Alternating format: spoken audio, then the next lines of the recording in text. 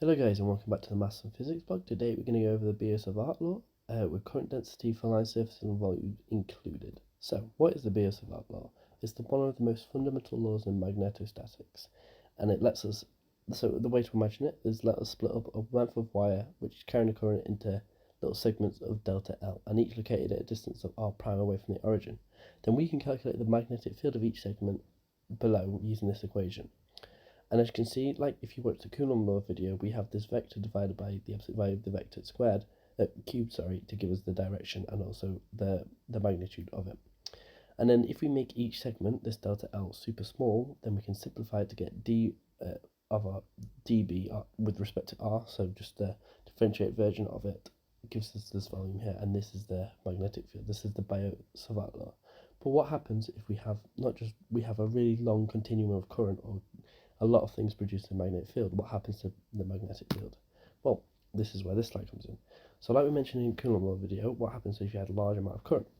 What you need to do is calculate the current densities in which each, and then evaluate magnetic field lines on surfaces and volumes.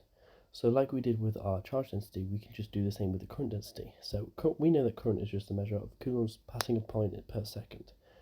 And if we have a line charge density of lambda moving at speed v, then this gives us a current of I equals lambda times v. And one way to see this is a change in charge over length times the change in length over time, and so then our change in lengths cancel out, and so we get a change in charge over the change in time, as seen at the bottom here. This can also be applied to surface current density. So we have the top, we have our current equals the lambda v, but let's say we have a surfaces and we have charges going across the surface. Now we know that we can have the charges travel at a certain speed over a certain time to get one side, and then we have a length L. So we know that the area, S, is given by L times the velocity times time. And if we have a surface charge density of sigma, then we know that the charge enclosed in the surface is equal to sigma L V delta T. And then hence, if we move our T below the charge and we get our charge per time, we can get a current of sigma L times V. And then if we have our charge per unit length, dividing by through the length, then we get our K equals sigma V here. And we can do the exact same thing for volume.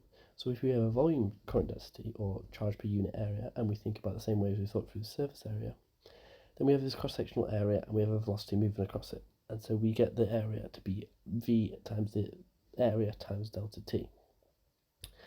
If the volume has charge density of rho, and then the charge in the box can be given by rho times velocity times area times T.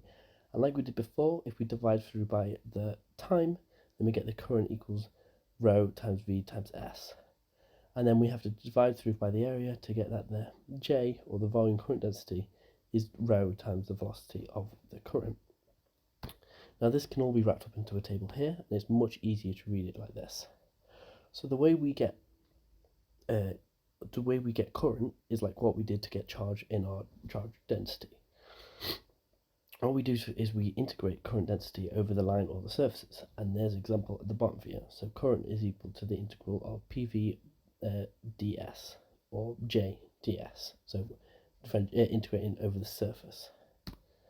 So we can use this in Biot-Savart law by just applying it like we did in the Coulomb's law video, and these are good examples for volume, line and surfaces.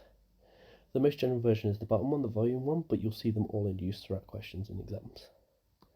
Thank you guys for watching. I hope this made sense. Make sure you hit like, subscribe and comment any videos you'd like to see. Goodbye.